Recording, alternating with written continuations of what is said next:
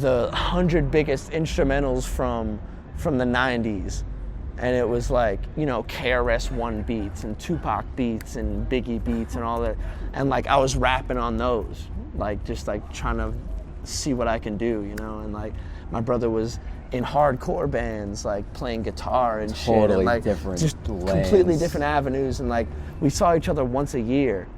Really? And like, so we weren't all that close. Like we would talk constantly, like we were brothers no matter what. Nothing ever came between us. Like nothing ever, you know, made it to the point that we were not homies. Like we were always homies, we were always close, but we weren't, thank you, we weren't like close until about 2 years ago when he asked me to come on the first tour to sell his merch for him, to sell his t-shirts and stuff like that. And of course, I just jumped right on the fucking opportunity.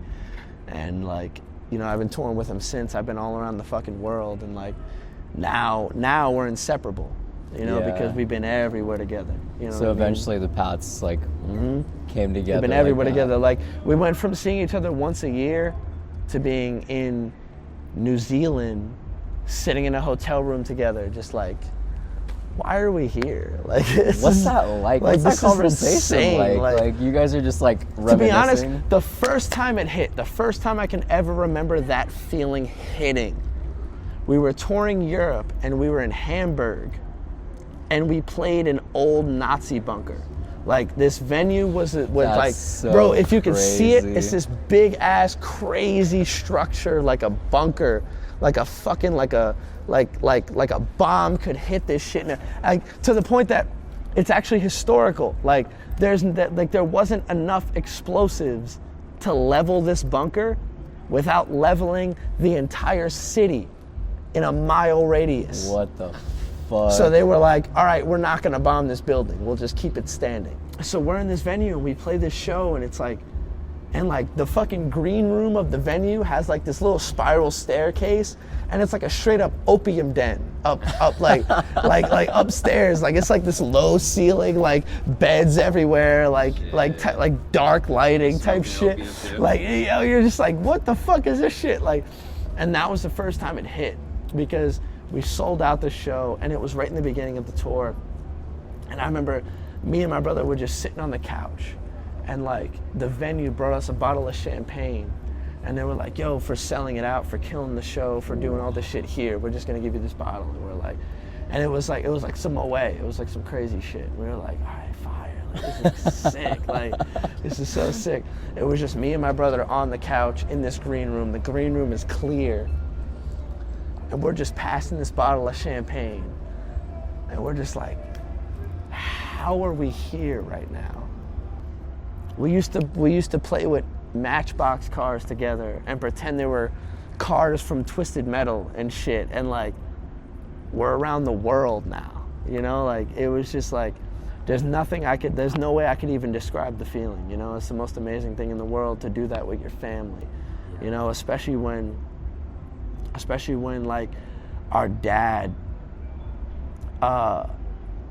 he didn't believe in this, you know, and like he died long before this ever started happening. But he didn't understand hip hop, and he didn't understand he was into Eminem because he resonated with Eminem on a personal level, because their moms were very much the same and things like that. But like he wasn't actually a hip hop dude. We never connected with him on a musical level like that. So for us to be just sitting in Hamburg in this old Nazi fortress, passing this bottle of champagne, and we're just like, how did this happen? You know, like how the fuck did we end up here? You know, like it's a beautiful feeling, and there's no words I could even use to describe it. you know, to look over and see your brother sitting there, you know what I mean? And like, and especially because I'm his biggest fan. Yeah. You know, like, no matter what, like my brother is taking the world over. And like for him to be impacting everything the way that he is, but to still be the same dude that I've just known all these years, like. And you of all people would know that. Yeah, exactly. You know, I've seen him at his lowest points. I've seen him at points that, you know, a lot of people wouldn't even imagine seeing him at. I've been there, you know, but I'm his brother, that's my job. And for us to be able to do this now, dude, like I said before, there's nothing I'd rather be doing.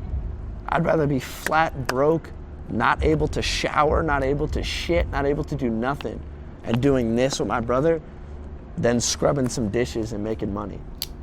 You know what I mean? Like this is beauty to me. Like this is what it's meant to be.